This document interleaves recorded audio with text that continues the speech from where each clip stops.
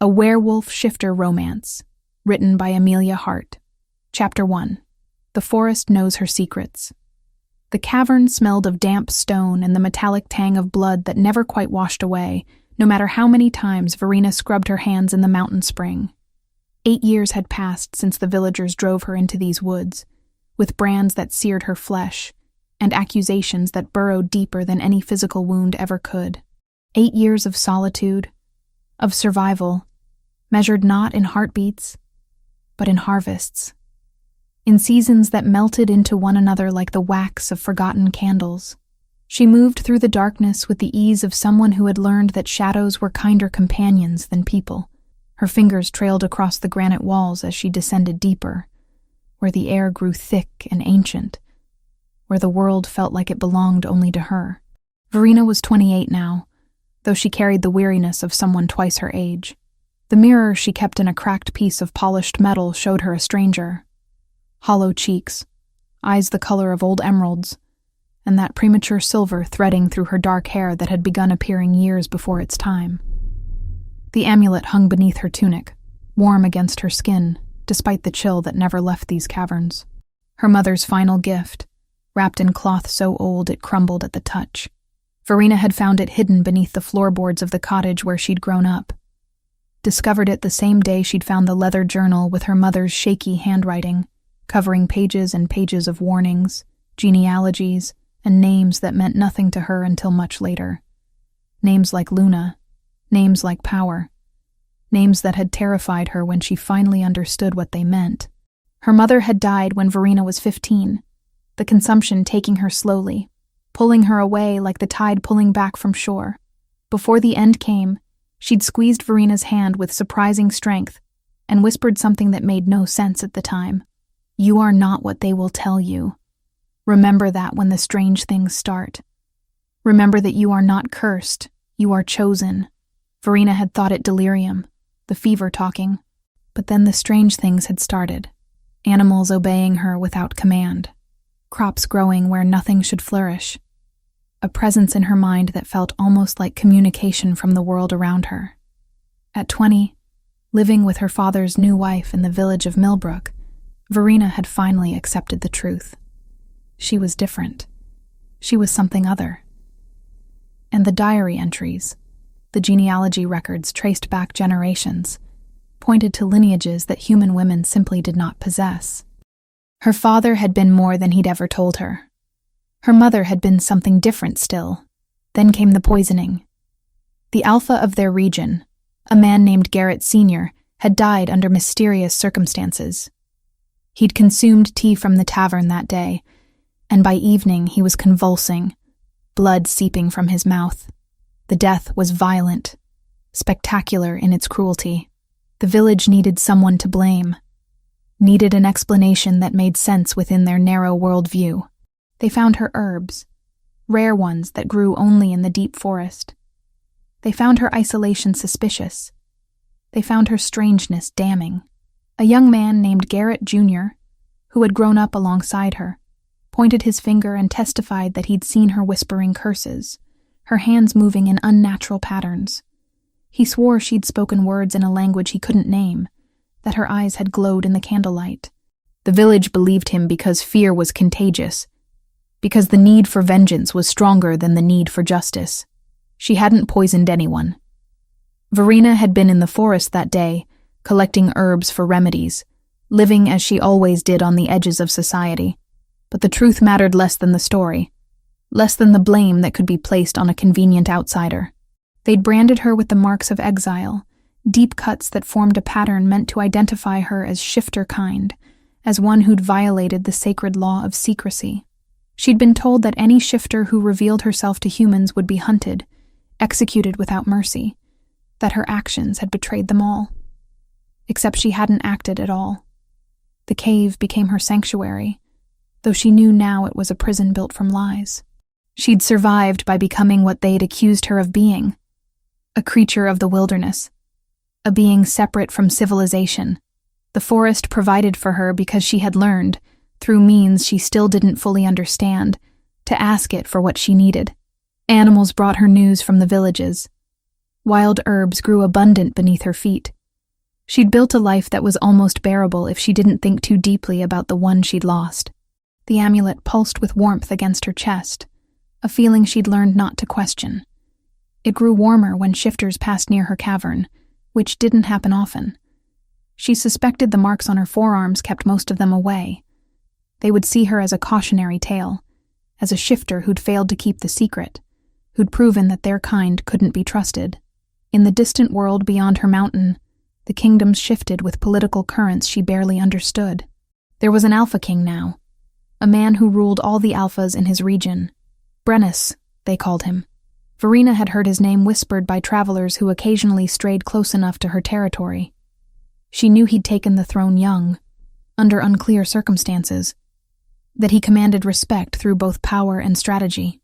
She knew these things the way she knew many things, through observation, through the gossip of merchants and wanderers, through the information that seeped into her solitude like water through stone.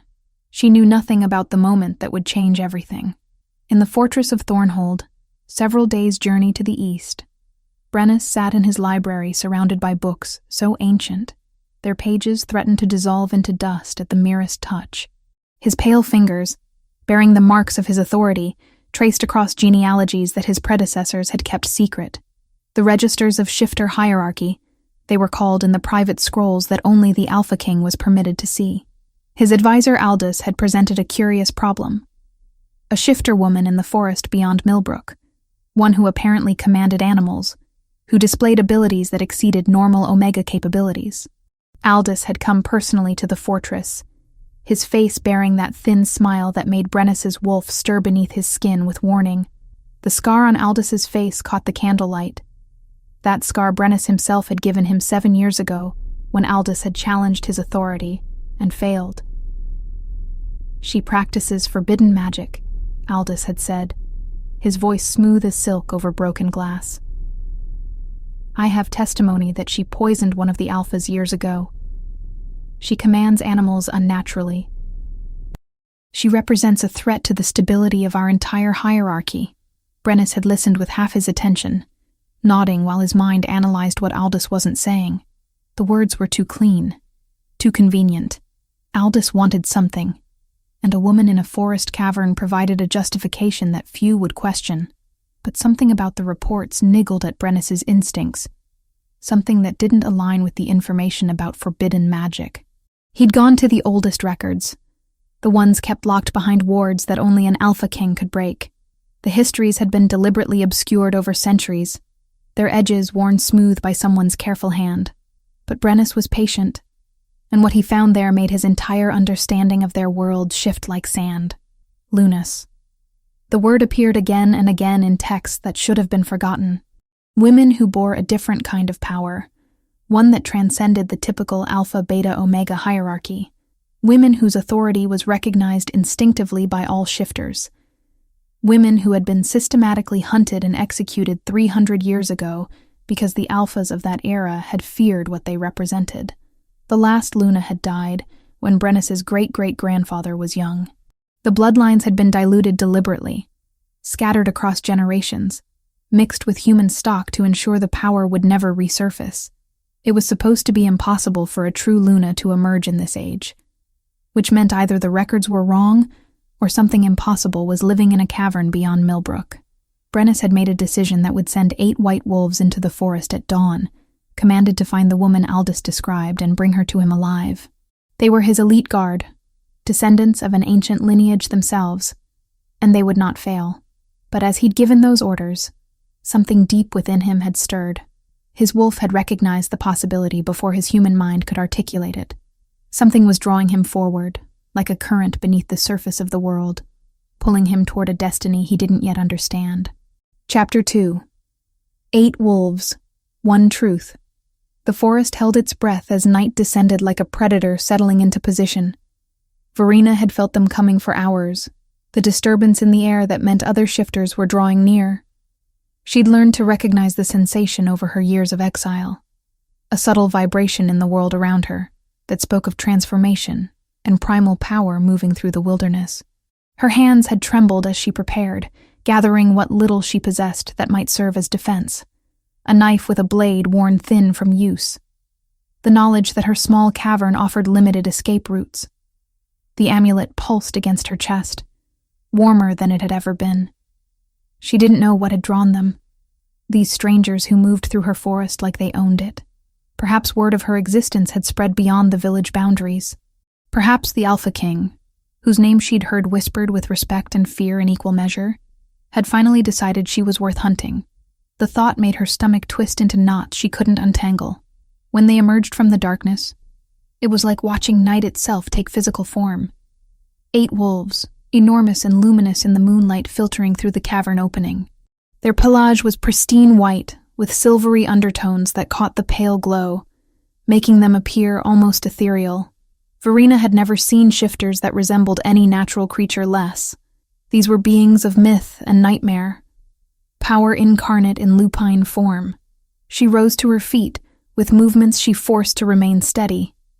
Fear wanted to paralyze her, but 8 years of survival had taught her that surrender was another word for death.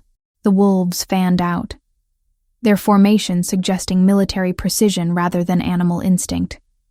Their eyes, intelligent and calculating, tracked her movement across the cavern floor.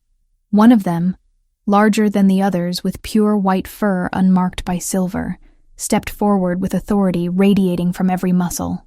That one was their leader. She understood this the way prey understands predators.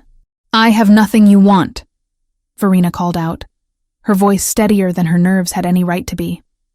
The knife felt inadequate in her hand, a child's toy against such power. "If you're here to finish what the village started, do it quickly." The largest wolf made a sound, not quite a growl, not quite acknowledgement. The others shifted their weight, and Verena realized with a start that they were nervous. These magnificent creatures, clearly trained and deadly, were displaying signs of uncertainty. Their ears swiveled toward one another as if seeking guidance that wasn't coming. When they attacked, it was without the coordination she might have expected. The largest lunged forward, and Verena dove sideways, the knife coming up instinctively. She'd never fought a shifter before, had never needed to. She struck out with desperation fueling her movements, and felt the blade connect with fur, with something warm beneath. The wolf yelped and pulled back, its enormous head swinging toward her with surprise rather than anger. The other wolves surged forward, and Verena stumbled backward, the cavern walls closing in around her. She was trapped here, a fox cornered by hounds, except these weren't hounds. These were something far more terrible and far more complex. Then something extraordinary happened. As the white wolves moved toward her, each one lowering themselves to the stone floor, their massive bodies sank down, and their heads bowed. Not in the graceful motion of predators preparing to strike, but in the unmistakable posture of submission. One by one, the 8 shifted their entire bearing, their ears flattening against their skulls, their bodies curving inward in a gesture that made no tactical sense whatsoever. Verena froze, the knife still raised before her. She watched as the largest wolf, the one who'd lunged first, turned its enormous head sideways in what could only be interpreted as an offer of vulnerability. Its neck lay exposed, the powerful muscles uncovered, completely defenseless against her blade. "What are you doing?" she whispered, confusion replacing terror as the primary emotion coursing through her. The largest wolf made a sound, somewhere between a whine and a howl, that seemed torn from deep within its chest. Its amber eyes fixed on hers, and Verena saw something there that shouldn't have existed in an animal's gaze. Recognition. Acknowledgement. A bowing to something it perceived in her that commanded obedience on an instinctive level she couldn't comprehend. The other 7 maintained their submissive postures, their breathing heavy and labored in a way that suggested internal struggle. Their muscles trembled with tension, their eyes darting between Verena and their leader in patterns that suggested conflict. They wanted to move, but something was preventing them, some biological imperative overriding whatever commands they'd been given. "I don't understand," Verena said, and her voice sounded small and lost in the vast cavern space. But understanding came gradually, like dawn breaking over unfamiliar terrain. These wolves recognized something in her blood that spoke to theirs in a language older than words, more primal than training or hierarchy. The largest wolf had tried to follow orders, had attempted to subdue her as instructed, but something deeper had risen in opposition. An ancient instinct that knew superiority when it encountered it, that bowed to power it recognized as its superior. The tension in the cavern grew unbearable. The struggle was visible in the trembling of lupine bodies, in the way the largest wolf's legs shook with the effort of maintaining its submissive posture while fighting invisible chains of biology and will. Its chest heaved with ragged breaths, as if it was drowning in air. Verena slowly lowered the knife. "You can fight it," she said quietly. "Whatever they told you to do. You can resist." The largest wolf's head jerked up at her words. For a moment, Verena thought it might attempt to obey its original commands after all. Instead, it made a series of sharp barks, sounds of urgency and warning that the other 7 seemed to understand. They moved with sudden coordinated violence despite their submissive positioning, and Verena realized too late what was happening.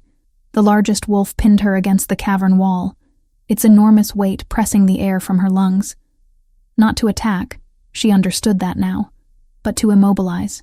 Its massive jaws closed near her neck, but never touched her skin.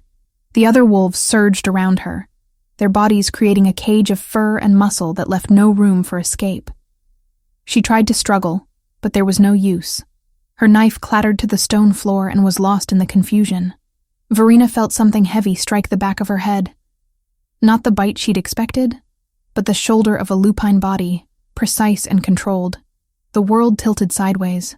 The cavern spun like she was caught in a whirlpool. And the last thing she saw before darkness claimed her was those amber eyes, full of something that might have been apology, watching her fall. When Verena's consciousness faded completely, the 8 wolves stood rigid above her body. The largest one, Royce, lowered his great head and released a sound that was entirely unexpected from such a fearsome creature. It was a whimper, almost a plea directed at the stars above the cavern. They'd been ordered to bring her alive and unharmed. They'd accomplished that much. But something had happened in the cavern that none of them could have predicted, something that violated every law of hierarchy and training. Their bodies recognized an authority in this woman that superseded the Alpha King's commands, and the conflict of those 2 imperatives had left them shattered. Royce shifted his massive form carefully, cradling Verena's unconscious body with surprising gentleness. The other wolves formed a protective circle around them, and together they began the journey back toward the fortress of Thornhold, carrying news that would reshape everything Brennus believed about his world and his destiny. By the time they arrived at the fortress gates, dawn was breaking over the kingdom. The guards who'd been expecting the return of Brennus's elite guard were unprepared for what they witnessed. 8 white wolves moving with unusual purpose, carrying an unconscious woman into the fortress with movements that suggested reverence rather than capture. Royce transformed back into his human form as soon as they passed the threshold, his naked body glistening with sweat and exertion. His expression was grim, haunted by something he didn't possess the words to describe. The other 7 followed suit, all of them bearing the same disturbed countenance. "We have to tell the Alpha King immediately," one of them said, his voice shaking. "Something is wrong. Something is very wrong with what happened in that forest." Royce looked down at Verena's still form, her face peaceful in unconsciousness, that strange silver threading through her dark hair, catching the early light streaming through the fortress windows. "Wrong doesn't begin to describe it," he said quietly. "Our bodies wouldn't obey our minds. Every instinct we possess rose up and demanded we submit to her. We've never experienced anything like it. Never even heard of anything like it. The story would reach Brennus within the hour, and it would change everything." Chapter 3. The Awakening of Recognition. The chamber was unlike anything Verena had ever known. Stone walls, yes, but tapestries hung from them, woven scenes of hunts and ceremonies that suggested civilization rather than captivity. Sunlight streamed through a window that overlooked a vast courtyard below, where people moved like ants across paved stone. A bed with actual linen sat against one wall, and a table bore a pitcher of water so clean it gleamed like glass. She didn't trust any of it. Verena had awakened with her skull pounding, and her memories fragmented. She remembered the weight of wolves, the sensation of falling, and then nothing but darkness. She'd been unconscious, brought here against her will, delivered to whatever fate the Alpha King had decided for her. The bandits and exiles she'd encountered over 8 years had been preferable to this. At least with them, the danger was honest and immediate. The door opened without warning, and she tensed, backing toward the far corner of the chamber. Her hands curled into fists, though she possessed no weapons, and her strength was exhausted from travel and trauma. The man who entered was nothing like she'd imagined. Brennus was taller than she'd expected, his frame composed of lean muscle and controlled power, rather than the bulk she'd anticipated. His black hair was pulled back from his face, revealing features that were sharp and angular, almost dangerous in their precision. But it was his eyes that caught her, that pale amber that seemed to glow with intelligence, and something else she couldn't name. "You're afraid," he said. It wasn't a question. "I'm alive," Verena replied, her voice hoarse. "Forgive me if I don't celebrate." Something flickered across his expression. Amusement, perhaps, or recognition of her defiance. He wore dark leather adorned with silver, the clothing of authority and combat, and he carried himself with the unself-conscious assurance of someone accustomed to obedience. "My name is Brennus," he said, moving deeper into the chamber. His movements were deliberate, non-threatening, which made Verena trust him less. "I am the Alpha King. You've been brought here regarding serious allegations. I want to hear your side of what happened." The interrogation that followed was unlike any she'd experienced. Brennus didn't shout or make threats. He simply asked questions. And something in his demeanor made lying feel futile. She found herself explaining everything. Her childhood, her mother's death, the discovery of the diary and amulet, the strange manifestations of power that began at 20. She told him about Millbrook, about the poisoning of the Alpha, about waking to find herself accused and marked for exile. "Garrett Jr. testified against you," Brennus said, his fingers steepled before him as he listened. "He claimed you cursed the Alpha, that he saw you performing rituals." "He lied," Verena said flatly, "or was made to believe the lie was true. I was in the forest that day. I had nothing to do with any poisoning." Brennus was quiet for a long moment, and Verena felt something strange happening. It was as if he was reading her in a way that went beyond words, as if his gaze was perceiving truths she hadn't even spoken aloud. When he finally spoke, his voice carried absolute certainty. "You're telling the truth. Your body doesn't know how to form the deceptions that your mouth would need to speak." Relief flooded through her at being believed, followed immediately by suspicion. "How can you possibly know that?" "I am Alpha," he said simply. "We can sense deception in the scent of another shifter, in the way their heart beats, in the chemicals their body releases when lying. Garrett Jr.'s testimony was riddled with falsity. Either he was coerced or he believed something that wasn't true. But you," he paused, his amber eyes studying her with an intensity that made her skin feel too tight. "You were exiled for a crime you didn't commit." The injustice of it crashed over her like a wave. Years of isolation and pain suddenly having a name. She felt something inside her fracture, and then something else began to grow in the space where the fracture opened. Anger, yes, but also something stranger. The plants on the table beside him began to change. Verena watched in horror as the dried flowers in the vase suddenly bloomed, green spreading across their withered petals, color returning to tissue that should have been long dead. The stems extended, growing upward with visible speed, leaves unfurling in defiance of seasons and death itself. Brennus rose from his chair, but he didn't retreat. Instead, he moved closer, his eyes fixed on the impossible phenomena occurring around them. "What is this?" he asked, but his tone held no fear. Only fascination, and something that sounded like recognition. "I don't know," Verena whispered. "It happens when I'm emotional. I can't control it." He reached out and touched one of the newly grown leaves, his fingers gentle against the verdant surface. "Do you understand what you are?" When she didn't respond, he moved to the chamber's bookcase and withdrew a volume so ancient its spine had crumbled to dust. He opened it with reverence, turning pages until he found what he sought. "These are the oldest records," he said, his voice low and careful, "before they were hidden, before they were deliberately obscured. There are accounts of women throughout our history who possessed power that transcended the normal hierarchy, power that was recognized instinctively by all shifters. They were called lunas. The word meant nothing to Verena, and yet it meant everything. Something in her chest responded to it, resonating with a frequency that felt ancient and true. Lunas were systematized, hunted, and executed 300 years ago. Brennus continued, his finger tracing the faded text. They were seen as threats to the established order of alphas. The bloodlines were deliberately diluted, scattered across generations with human stock, to ensure the power would never resurface. It was considered impossible for a true Luna to emerge in this age. He looked up from the book, meeting her eyes directly. And yet you exist. The connection between them shifted in that moment. Verena felt something awaken inside her consciousness, a thread of awareness that connected to Brennus in a way she couldn't explain or deny. His breathing changed, became deeper, more deliberate. His amber eyes brightened slightly, the pupils expanding as if responding to a signal she'd inadvertently sent. Neither of them moved. Neither of them could. The moment was interrupted by the arrival of Royce, who entered without the courtesy of knocking. His expression was urgent, his body tense with the need to communicate something significant. "Alpha King," he said, then noticed Verena and paused. His eyes widened slightly as he perceived her presence in the chamber, alone with Brennus in violation of multiple protocols. "What is it?" Brennus asked, his tone sharp with command, though his gaze remained fixed on Verena.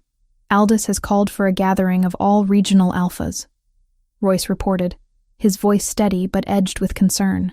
"He claims to have evidence of a significant threat to our hierarchy. He's organizing meetings at neutral territory. Word is spreading quickly through the networks. He's demanding that certain accusations be addressed immediately." The spell between Verena and Brennus fractured like glass struck by stones. The awareness she'd felt dissipated, leaving her feeling hollow and exposed. "What accusations?" Brennus asked, though something in his tone suggested he already knew the answer. "He's claiming that the woman you brought here represents a danger to all alphas," Royce said carefully. "He's using the term Luna, which hasn't been spoken in official circles for centuries. He's telling the other alphas that if she's allowed to awaken fully, she'll threaten the established power structure. He's calling for her immediate execution." Brennus stood very still, his expression unreadable. When he finally spoke, his voice carried the weight of absolute authority. "That," he said quietly, "will not happen." But even as he made the declaration, Verena could see the calculation beginning in his eyes. The political calculation that would determine whether his personal certainty about her innocence could withstand the collective fear of every alpha in the region. The question of whether love, if that's what was awakening between them, could survive the pressure of an entire hierarchy designed to prevent exactly what was happening to them both. Outside the chamber, in the fortress corridors, word was already spreading. The Alpha King had brought the cursed woman from the forest into his private chambers. He'd spent hours alone with her. The 8 white wolves had acted strangely in the forest, according to the guards who'd debriefed them. Something unprecedented was occurring at Thornhold, and not everyone was pleased. Aldous, in particular, was smiling. Chapter 4. The Library and the Conspiracy. 3 days passed before Brennus moved Verena from her chamber to a suite that occupied an entire wing of the fortress. The rooms were designed for comfort rather than confinement, with windows that overlooked terraced gardens and corridors that connected to the castle's private spaces. Gone were the guards stationed outside her door. Instead, servants moved through the halls bearing fine linens and meals prepared with meticulous care. It was a transformation that felt less like mercy and more like a gilded cage designed to be beautiful enough that a prisoner might forget they were trapped. But Verena had learned in 8 years of exile that beauty could mask danger just as effectively as it concealed threats. "You're adjusting well," Brennus observed, finding her in the library on the 4th morning. He moved between the shelves with the ease of someone who'd spent countless hours in this space, his fingers trailing across leather spines of books written in languages she didn't recognize. "I'm breathing," Verena replied carefully. "Survival and adjustment aren't the same thing." A smile tugged at the corners of his mouth. "Your honesty is refreshing. Most people in this fortress spend their time telling me what they believe I want to hear." He spent more time with her over the following days. They spoke in the library during afternoons when the light fell in golden columns through tall windows. He explained the politics of the shifter world, the delicate balance of power between regional alphas that required constant negotiation and compromise. She learned that Aldous held significant influence in the Southern Territories, that his ambitions had been evident for years, that there were whispers of dissatisfaction with Brennus's leadership among certain factions. "Why are you telling me this?" Verena asked during one of these sessions. "It seems like information you wouldn't share with someone who was recently brought here as a prisoner." "Because I trust you," Brennus said simply, and the directness of it made something shift inside her chest. "And because you need to understand the situation you're in. The political situation, not just the personal one." He showed her genealogies that traced her maternal line back through generations. They found records of a woman named Lysandra, dated back 230 years, who was documented as a Luna before the systematic hunts began. The bloodline had been deliberately fractured after her execution, scattered across human families and obscured by time. But Verena's mother had somehow carried the genetic markers, against all odds, against everything that should have made her birth impossible. Verena existed. "You're the first genuine Luna in 3 centuries, Brennus said, his hand resting near her on the ancient page. "The first in living memory. The first that anyone alive has ever encountered." The weight of that knowledge settled over her like winter snow, heavy and suffocating. On the 8th day of her residence in the fortress, Aldous came to visit. Verena was walking through one of the external courtyards when she saw him approach. His appearance was striking, tall and imposing, with that distinctive scar running the length of his face, a permanent reminder of violence and defeat. His eyes were a cold brown that held nothing of warmth or mercy. "So you're the cursed woman from the forest," he said, his voice carrying an accent that suggested he'd traveled extensively. "Brennus's latest fascination."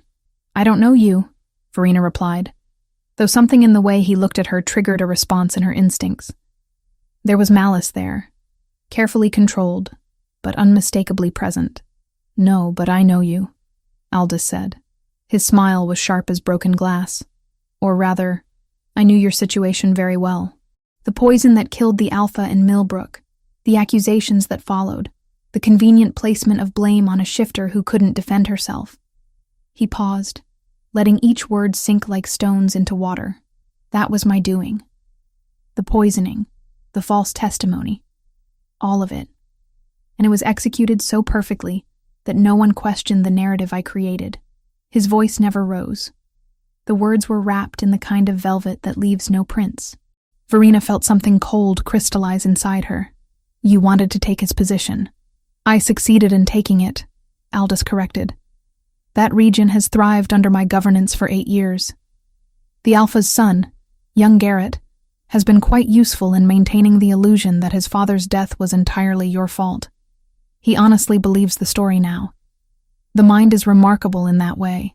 If you tell someone something often enough, if you make them believe they're remembering it rather than being told it, eventually the lie becomes their truth." "Why are you telling me this?" Verena asked, mirroring the question she'd posed to Brennus days before. But the context had changed entirely. "Because I want you to understand exactly how thoroughly you've been deceived about your own life," Aldous said. "Brennus brought you here thinking you're some special creature, some resurgent power that was thought extinct, but you're just a convenient tool. And when the other alphas realize what he's done, when they understand that he's protecting someone he clearly intends to mate with, his reign will crumble, and I'll be waiting to offer them a better alternative." He turned to leave, then paused. "The Alpha King believes in destiny and fate, and all the things that make rulers sentimental. But power is simpler than that. Power is taken, not given, and those who understand that basic truth always prevail." After he departed, Verena stood alone in the courtyard, trembling with a combination of rage and understanding. She'd been used, not by Brennus. She could feel the sincerity in his concern for her, but by circumstances that had orchestrated her entire life. The question now was whether she could survive what came next. That evening, Brennus found her in the library again. But this time her expression was guarded in a way that made his amber eyes narrow with concern. "You've seen Aldous," he said. It wasn't a question. He came to confess, Verena said. He wanted me to know that he orchestrated everything. The poisoning, the false testimony, my exile. He did it to take power, and it worked perfectly until you sent your wolves to fetch me. Brennus moved closer, his jaw tightening. He came to threaten you, to make you afraid. He succeeded, Verena admitted. But not in the way he intended. I'm not afraid of him. I'm afraid of what comes next. He's organizing the other alphas against you. He's building a coalition. I know, Brennus said quietly. I've known for days. Royce brought me reports. Aldous is calling for a gathering of all regional alphas within a fortnight. He's going to demand my abdication or your execution. Possibly both. Verena looked at him, seeing the conflict playing across his features. You should let me go. Release me. Claim you discovered I was innocent and let me return to the forest. Without me as a point of contention, he loses his leverage. No. The word was absolute, final. I won't do that. Then you'll lose everything, Verena said.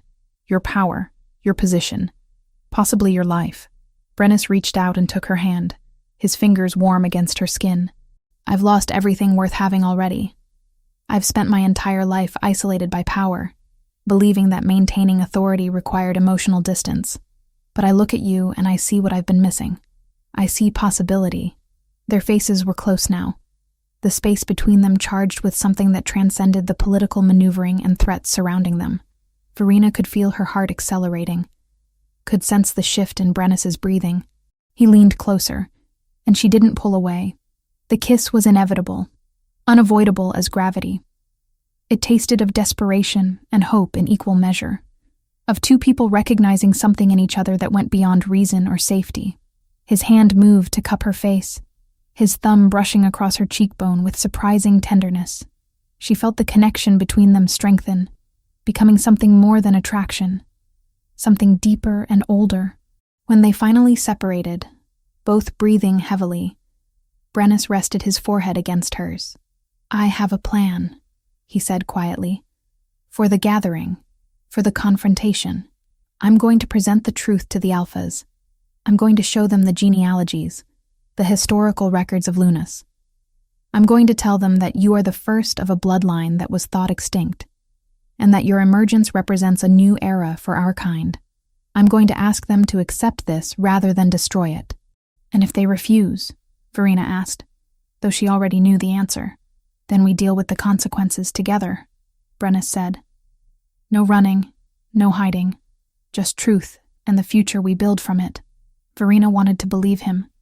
She wanted to believe that love could survive political upheaval, that truth could defeat conspiracy, that their connection was strong enough to reshape the foundations of an entire society. But 8 years of exile had taught her to recognize the difference between hope and reality. Still, she didn't argue. Instead, she held him closer and tried to memorize the feeling of being protected, of being chosen, of being seen as something precious rather than something to be feared.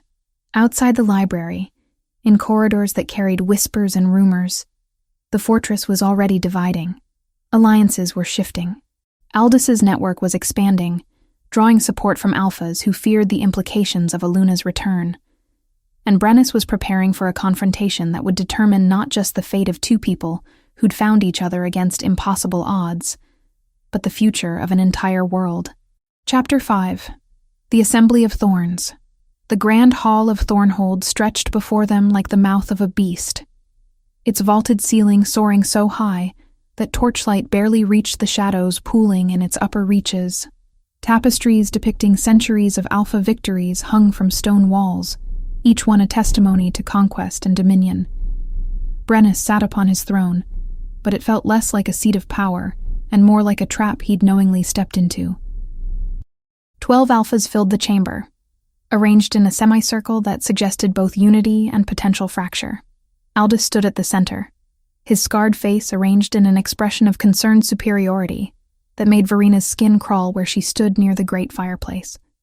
She wore clothing that Brennus had selected, a gown of deep blue that suggested nobility rather than servitude, though she felt like a lamb dressed for slaughter. The evidence is substantial, Aldous was saying, his voice carrying the practiced cadence of someone accustomed to swaying courts. He gestured toward documents spread across a stone table. Correspondence between myself and the late Alpha of Millbrook, dating back 8 years. Records of her actions in the forest. Multiple accounts from witnesses. Witnesses who were coerced or controlled. Brennus said quietly, but his voice cut through the hall like a blade through silk. Garrett Jr. has admitted under questioning that his testimony was compromised. The correspondence Aldous presents is conveniently damaged in ways that prevent verification of authenticity. Aldous smiled, and it was a predator's smile. The Alpha King is protecting the woman because he's already begun marking her with his presence. You can all smell it on him. The scent mixing that precedes a claiming. He's compromised his judgment. One of the Alphas stepped forward, a broad-shouldered man named Theron, who held territories to the north. Is this true, Brennus? Are you considering taking her as mate? The question hung in the air like poison gas, and Brennus took his time responding. When he finally spoke, his voice carried absolute certainty. I don't know yet. What I do know is that this woman is innocent of the crimes she was accused of. What I know is that she carries within her bloodline something that was thought extinct. She is Luna. The word created immediate chaos. Several Alphas stood, their voices rising in protest and denial. One of them, an older male with silver threading his dark hair, actually laughed. Lunas are mythology. They've been dead for 3 centuries. No, Brennus said, rising from his throne. The movement commanded attention through sheer force of presence. They were hunted to extinction. Deliberately executed because the Alphas of that era feared what they represented, power that transcended the normal hierarchy, authority that was recognized instinctively by all shifters. He gestured toward Verena. She is the first genuine Luna to emerge in living memory. Aldous didn't hesitate, which is precisely why she must be eliminated. A Luna represents a threat to all of us. She could command any shifter, including the Alpha King himself. She could reshape the entire power structure we've spent centuries establishing. Surely you all understand that this cannot be allowed. The room fell silent as the weight of his words settled over everyone present. Fear was a powerful tool, and Aldous wielded it with the expertise of a musician with a beloved instrument. I'm calling for a vote, Aldous announced. Either the Alpha King relinquishes his claim to her and allows for her immediate execution, or we consider him compromised and vote for his abdication. This cannot stand. The future of our entire civilization depends on this decision. Brennus descended from his throne, moving toward Verena. The action was deliberate, a public declaration of alliance that transcended politics. I stand with her. Whatever comes, I face it with her at my side. The vote took less than an hour. 7 Alphas voted in favor of Aldous' proposal. Only 5 remained loyal to Brennus. The mathematics of power had shifted, and the balance that had held for years suddenly tilted dangerously sideways. The Articles of Assembly allowed a simple majority to suspend a reigning Alpha King pending an inquiry. Aldous arrived with the inquiry already written. Aldous' forces moved with surprising coordination, as if they'd been planning this for longer than the meeting had taken to occur. Guards who wore his colors appeared at the Great Hall's exits. Verena felt panic rise in her throat as she was separated from Brennus by a wall of bodies, pulled away by hands that gripped with absolute authority. No, Brennus roared, his voice carrying the resonance of his wolf's fury.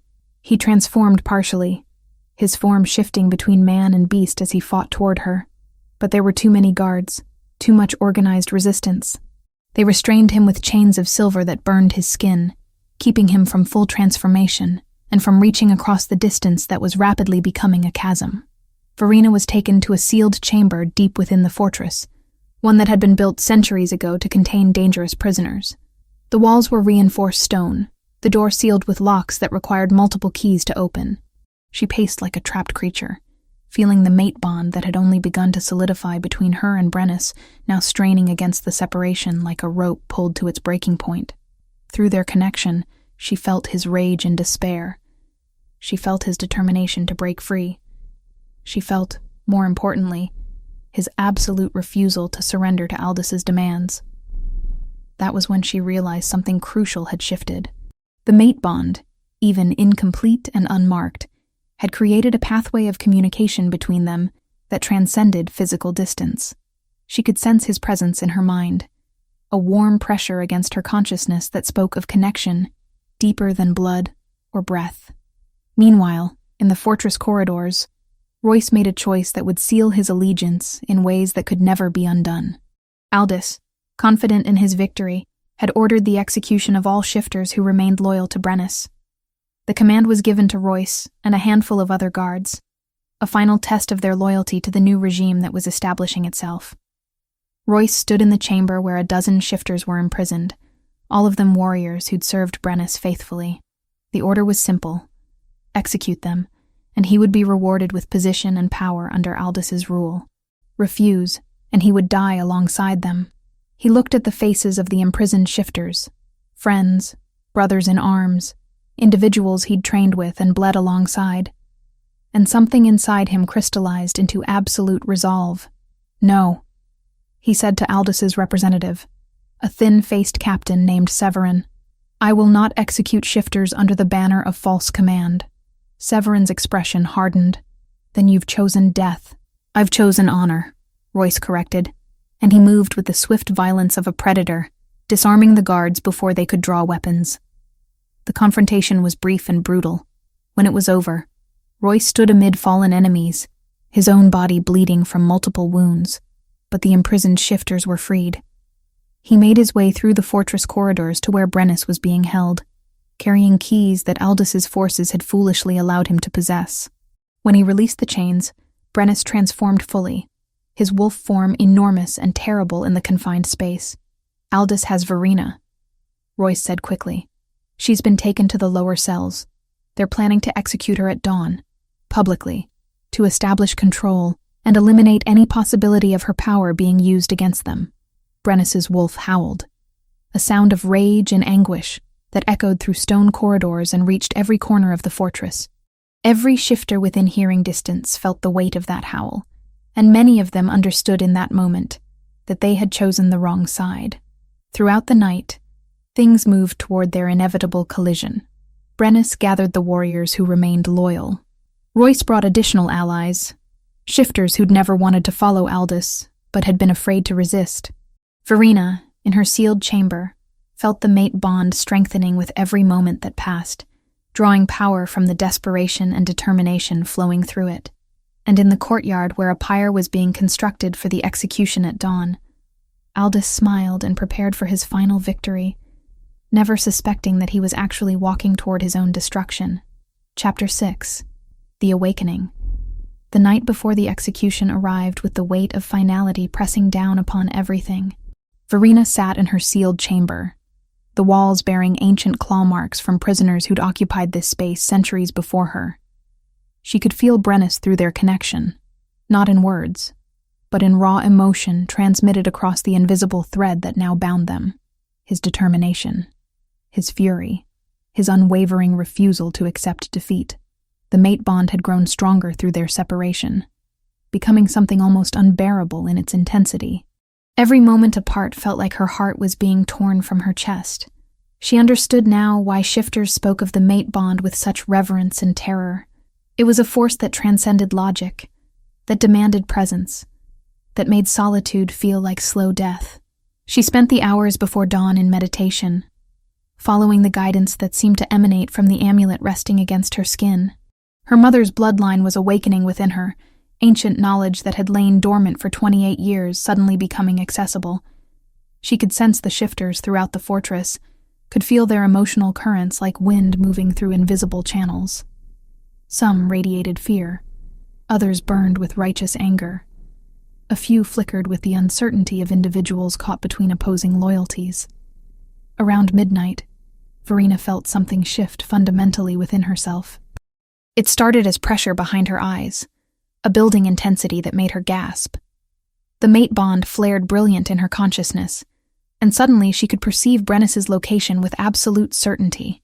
He was in the lower dungeons, his wolf form straining against silver chains. He was fighting to reach her with every fiber of his being, and that desperate battle was what was amplifying the connection between them. She placed her palm against the sealed door of her chamber, and pushed with her mind, not with physical strength.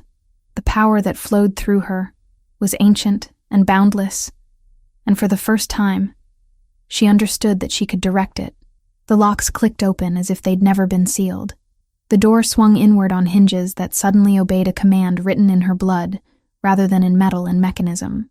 The fortress corridors were nearly empty, most guards and servants having retired for the night. The few she encountered seemed unable to truly perceive her, as if her presence registered but didn't fully penetrate their awareness. It was a gift of her Luna nature, a manifestation of power that made her seem almost invisible to those she wished not to see her. She descended through levels of stone, following the pull of the mate bond like a compass needle seeking north. When she finally found Brennus, he was nearly in wolf form completely, only the surface of his human consciousness still clinging to control. The silver chains that bound him were burning through his skin, creating wounds that smelled of scorched flesh and blood. "Brennus," she whispered, and his entire body went rigid, his amber eyes fixed on her with such intensity that she felt the weight of his gaze like a physical force. Without thinking, without hesitation, Verena extended her hand and touched the silver chains. They shattered like glass under the weight of her power, disintegrating into powder that scattered across the stone floor. Brennus transformed fully, his enormous wolf form filling the chamber. He pressed his great head against her, his breathing ragged and desperate. She felt his relief through the mate bond, felt his certainty that he would never let her be separated from him again. "We don't have much time," Verena said quietly. "They're executing me at dawn. They believe I'm still locked in the sealed chamber. They don't know you've been freed." Brennus's wolf form shifted, his body transforming back into human shape as he pulled her close. His skin was burned and bleeding, his eyes holding an urgency that transcended pain. "We're going to the courtyard. We're going to stop this before it begins, and I'm going to show them exactly what they're trying to destroy." When they emerged from the fortress into the pre-dawn darkness, the courtyard was already crowded. Aldous had arranged for the execution to be public, wanting witnesses to spread the story of what happened when someone defied the new order. A massive pyre had been constructed, its wood stacked high and ready for flames. A crowd of shifters had been summoned, some by choice, many by compulsion, to witness the death of the Luna. The courtyard churned with bodies and breathless rumor as dawn's rim of light lifted behind the battlements. Verena walked into the crowd beside Brennus and kept walking, past the guards whose hands twitched toward hilts, and then fell away as if their muscles forgot the order. She climbed the pyre herself, the wood stacked high enough that she rose above every watching face. No one stopped her. They only made a ring without understanding why. Aldous smiled like a man watching his own plans ripen, and never noticed that the harvest no longer belonged to him. The sun was just beginning to crest the horizon when Verena closed her eyes and opened her consciousness completely to the power she'd been restraining for 8 years. It started as a sound, a song in a language that predated human speech, that carried within it the authority of generations of Lunas stretching back through centuries. The sound emanated from Verena's throat, and every shifter within hearing distance felt it resonate through their bones. The power that followed was visible as light. It radiated from her like dawn breaking across a mountain range, brilliant and golden and absolutely undeniable. The bonds that held her disintegrated. The pyre beneath her caught fire, but the flames burned the wood to ash in seconds, never touching her skin. Her form shifted, not into a wolf, but into something else entirely. Humanoid, but lupine, luminescent with barely contained power, ancient and terrible and magnificent. Lunas, when fully awakened, existed in a state between human and wolf that transcended the normal hierarchy of shifter forms. Verena's new form carried within it the authority of her entire bloodline, visible to every shifter present as a demonstration of power that couldn't be denied or explained away. She turned toward Aldous, and he stumbled backward, his scarred face draining of color as he finally understood the magnitude of his mistake. The shifters around him, those loyal to him, bound by his manipulation and promises, began to withdraw, their instincts screaming at them to submit to the Luna who now stood before them. All across the fortress and the surrounding territories, shifters felt the awakening of Luna power. It was a sensation that transcended time and distance, a recognition written into their DNA that something thought extinct had been resurrected. Some felt joy. Others felt fear. All of them felt the absolute certainty that everything had changed in the moment of her transformation. Brennus emerged from the fortress in wolf form, his massive body moving with the grace of an alpha at the height of his power. When he reached Verina's side, he lowered his head in an act of deliberate submission that sent shockwaves through the crowd. The Alpha King, the supreme authority over all regional alphas, was bowing to the Luna. The gesture was revolutionary. It declared that power had shifted, that the old hierarchy was being restructured, that the future would be built on different foundations than the past. Aldous tried to run, but Verina's power caught him before he'd taken more than a few steps. Not violently. She didn't harm him with her will, but she stopped him mid-motion, his body suddenly unresponsive to his commands. She held him suspended, unable to move, unable to transform, completely at her mercy. Through the mate bond, Brennus felt her internal debate. She could kill him. She could crush his will completely. She could make him suffer for every lie, every manipulation, every innocent life he'd destroyed to gain power.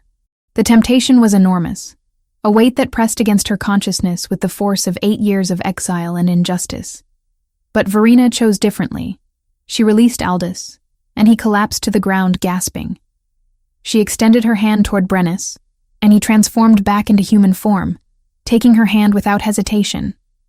The touch of their joined hands created a visible pulse of power that radiated outward, touching every shifter present. "I am Luna," Verina said, her voice carrying the authority of ages. "And he is my mate. What comes next, we will determine together." Chapter 7. The Binding of Two Crowns. The aftermath of awakening hung over Thornhold like a veil separating the old world from the new. Shifters moved through the fortress corridors with uncertainty etched into their movements, struggling to process what they'd witnessed in the courtyard. The power displayed by Verina had shattered fundamental assumptions about hierarchy and capability, forcing a recalibration of everything they believed about their own society. Brennus stood at the entrance to the Grand Hall, still bearing the burns and wounds from his imprisonment. He'd refused treatment, insisting instead on addressing the gathered alphas immediately. Verina stood beside him, having returned to her humanoid form, the one that carried subtle lupine features, but maintained enough humanity to communicate her control rather than her wildness. The 12 alphas who'd voted for her execution moments before now gathered around her with expressions ranging from reverence to barely concealed fear. Theron, who'd stepped forward to question Brennus about his intentions, approached with cautious respect. "The situation has changed," Theron said carefully, his northern accent thick with understatement. "We need to establish new protocols, new understanding of what this means for all of us."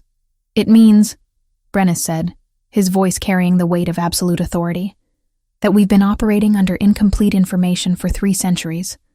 The Lunas weren't threats to our civilization. They were part of its foundation, part of the system that governed it, before fear caused us to destroy something precious." Verina stepped forward, and every shifter in the hall felt the pull of her presence. It wasn't coercive. She wasn't using her power to compel submission, but rather an acknowledgement of what they all now recognized as her superior status within their hierarchy. "I don't come to rule over you," she said, her voice steady and clear. "I come to restore balance that was lost. The Alpha King and I will work together to establish a new structure, a consort system where Luna and Alpha share authority rather than one dominating the other." The Alphas exchanged glances, and Brennus could see the exact moment when most of them accepted this new reality. Fear was being replaced by pragmatism, by recognition that adaptation was preferable to resistance. Garrett Jr. was brought forward, his expression haunted by the knowledge of what he'd done. Years of magical coercion under Aldous' control had made him complicit in the suffering of an innocent woman. The weight of that knowledge was visible in his posture, in the trembling of his hands. "He acted under duress," Verina said, and her words caused visible relief to wash across Garrett Jr.'s features. "He was made to believe a lie so thoroughly that truth became impossible for him to recognize. His punishment will be exile from these territories for 7 years, during which he will work to make restitution to the people he harmed through his false testimony. It was mercy, but it was also justice." Garrett Jr. would live with the consequences of his actions without being destroyed by them. Some of the alphas seemed surprised by her leniency, but none questioned it. Aldous was a different matter entirely. He'd attempted to flee during the chaos of Verina's awakening, but had been intercepted by Royce and his supporters before he could reach the fortress borders. Now he stood before the assembled shifters, his scarred face twisted with hatred and defiance. He orchestrated the poisoning of a regional alpha 8 years ago, Verina stated, her voice carrying the formality of legal proceeding. He used magical coercion to fabricate false testimony. He conspired to incite civil war within our communities. He attempted to orchestrate the execution of an innocent woman to consolidate power. And? Aldous spat, his eyes glittering with malice. This is what alphas do. We take power. We hold it by any means necessary. You think establishing yourself as some mystical Luna changes that? You'll become just as corrupt as the rest of us. Verina's expression didn't change. You'll be exiled from all shifter territories permanently. You'll be stripped of your alpha status and your command over any pack. You'll carry the mark of your crimes so that any shifter you encounter will know what you've done. You'll live, Aldous, but you'll live knowing that your attempt to reshape the world through conspiracy instead reshaped nothing but your own fate. It was perhaps a more cruel punishment than execution. Aldous would live for decades potentially, forced to wander territories where he was universally despised, unable to claim status or authority, unable to build anything meaningful. As he was led away by guards, the real ceremony began. The ritual of bonding between Alpha King and Luna was something that hadn't been performed in 3 centuries. The knowledge of how to conduct it existed only in the oldest texts, in fragments of memory preserved by shifters who'd studied history. But Brennus and Verina didn't need the exact words or gestures. The mate bond between them was so strong by now that it seemed to guide them, drawing them toward actions that felt simultaneously ancient and inevitable. They stood before the alphas and the gathered shifters, and Brennus spoke first. I acknowledge Verina as my mate, chosen by fate and recognized by instinct. I offer myself to her as partner and protector, surrendering the isolation of solitary power for the strength that comes from shared authority. Then he leaned forward and marked her neck with his bite, not in violence, but in ceremony. His fangs pierced her skin, drawing blood that carried within it his acceptance of her as equal rather than subordinate. The mark that formed was visible even in her humanoid state, a crescent shape that glowed faintly with his alpha power. Verina's turn came, and she didn't hesitate. She transformed partially, allowing fangs to emerge, and marked Brennus with reciprocal authority. Her bite created a matching mark on his neck, but hers carried the weight of Luna power, making it shimmer with a quality that transcended ordinary mating marks. I acknowledge Brennus as my mate and partner, she said, her voice resonating with the power of her bloodline. I offer myself to him as equal and ally, sharing the burden of leadership and the joy of connection. The marks glowed where they touched each other's skin, creating a visible link between them that every shifter present could see. They'd marked each other not as possessions, but as acknowledgement of mutual choice, of partnership rather than dominance. When they kissed, it was a public declaration of intent. The kiss held passion, but also promise, held desire, but also commitment. It spoke of what they'd build together, of how they would reshape their world through cooperation rather than conquest. The gathering erupted into sounds of acceptance. Not all of the alphas were entirely comfortable with this new order, but they recognized that resistance was futile.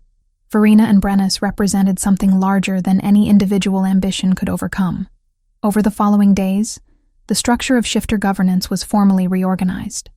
A consort system was established where Luna and Alpha would share authority equally, each bringing their specific perspective to decisions that affected their kind.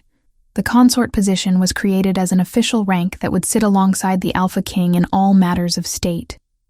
Verina moved through the fortress learning about her new role, learning about the intricacies of shifter politics that extended far beyond Thornhold. She discovered that there were networks of packs across vast territories, that the hierarchy Aldous had disrupted had existed in delicate balance for centuries. One evening, She found herself in the library where she and Brennus had first truly connected. He was there, studying maps that showed the regional territories controlled by various packs. "I've been thinking," Verena said, settling beside him, "about what comes next. About whether my emergence is really the beginning of something new, or if it's just chaos we're trying to reorganize." "It's both," Brennus replied, his hand finding hers. "Every transformation is chaos until it settles into new patterns. We're building something that hasn't existed for 300 years. That's chaos by definition." "And the other Lunas?" Verena asked. "The ones that Royce mentioned might be awakening? What happens when they emerge?" "We'll face that when it comes," Brennus said. "But we'll face it together. That's what partnership means." The mate bond between them pulsed with contentment, with the deep satisfaction of two people who'd found not just love, but purpose in each other's existence. The trials ahead were real and significant, but they no longer faced them in isolation. Outside the library windows, winter was settling over the kingdom. Snow began to fall in gentle flakes, covering the fortress in white that glowed silver in moonlight. And within the ancient stones of Thornhold, the foundation of a new era was being laid, one where power was shared, where Luna and Alpha stood together as equals, and where the future remained gloriously uncertain. Chapter 8. A Future Reborn. 6 months had transformed Thornhold from a fortress of rigid hierarchy into something that resembled a living organism, learning to function with new limbs. The snow that had fallen during Verena's awakening had long since melted, replaced by spring growth that seemed almost excessive in its abundance. Flowers bloomed in the fortress gardens with impossible vibrancy, and Verena's presence had something to do with that phenomenon. The mate bond between her and Brennus had settled into something almost comfortable, though comfort wasn't quite the right word for the constant awareness she maintained of his location, his emotional state, his heartbeat echoing faintly through their connection. She stood in what had once been Aldis's private war room, now transformed into administrative space, where the consort managed the territories that had begun acknowledging the new power structure. Maps covered the walls, each one marked with the symbols of packs that had formally accepted Verena's authority and Brennus's continued leadership. The number grew daily, as news of what had transpired at Thornhold spread through shifter networks like wildfire through dry grass. Brennus entered without warning, which was his way. The mate bond allowed them to sense each other's movements, to navigate around one another with an ease that would have seemed impossible 6 months ago, when everything felt destined for collision. "The delegation from Millbrook has arrived," he said, settling into the chair beside her. His hand found hers without conscious thought, their fingers intertwining with the practiced ease of people who'd learned each other's rhythms. "They're requesting formal rehabilitation. They want to acknowledge their role in the false accusations against you." "How many this time?" Verena asked, though she already knew the answer through channels of communication that had been established between the fortress and various settlements. The mate bond extended their perception, allowing them to sense the emotional currents of shifters within their territories. "Most of the village," Brennus said. "The Alpha who replaced the one Aldis killed has been doing good work rebuilding trust. They've established protocols for verifying accusations before taking action. They've created a council that includes representatives from human settlements to prevent future disconnects between our world and theirs." Verena nodded, feeling something warm and satisfied settle in her chest. This was what she'd hoped for when she'd chosen not to execute Aldis, not to demand vengeance for 8 years of exile. The option for redemption extended generously to those willing to accept it. Change was happening incrementally, unevenly, but it was happening. The reforms to shifter law had been extensive. New protocols required that accusations of magical crimes be verified by multiple individuals with specific expertise. Witnesses could no longer be coerced magically without detection and consequence. The position of Luna was formally established as an advisory and executive role within the hierarchy, equal to the Alpha King in authority, though differentiated in scope.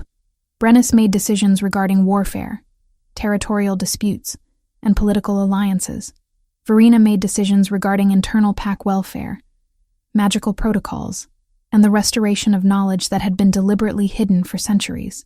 Over the past 6 months, she'd discovered that the library at Thornhold contained far more information about Lunas than anyone had suspected. Ancient texts, buried beneath centuries of dust and deliberate misfiling, contained genealogies, magical training methods, and historical accounts of how Lunas had actually functioned in society before the hunts.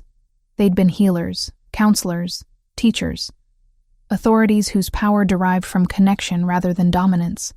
"I had a message today," Verena said, shifting the conversation to something that had been occupying her thoughts. "Through the network of Lunas who are beginning to awaken. There are at least 7 confirmed awakenings across the territories now. 7 more women discovering they carry Luna bloodlines." Brennus's expression became thoughtful. "The other alphas are going to be frightened by that." "Some are," Verena acknowledged. "But word travels. They know what happened when they tried to kill me. They know what Lunas represent when they're allowed to exist rather than hunted. Fear is giving way to pragmatism." She paused, then added, "I'm planning to reach out to them directly, to establish a network where Lunas can support each other through their awakenings. It won't be a consort system immediately. Most of them don't have alphas willing to share power yet. But eventually, that will change." The implications of what she was describing were enormous. A restructuring of shifter society that would take decades to implement, centuries perhaps to fully realize. But it was starting, and that was what mattered. That evening, they walked through the fortress gardens, and Verena found herself noticing things she hadn't before. The way certain plants grew in patterns that suggested intentional cultivation, rather than natural chaos. The way paths had been designed to lead a walker's eyes toward specific views.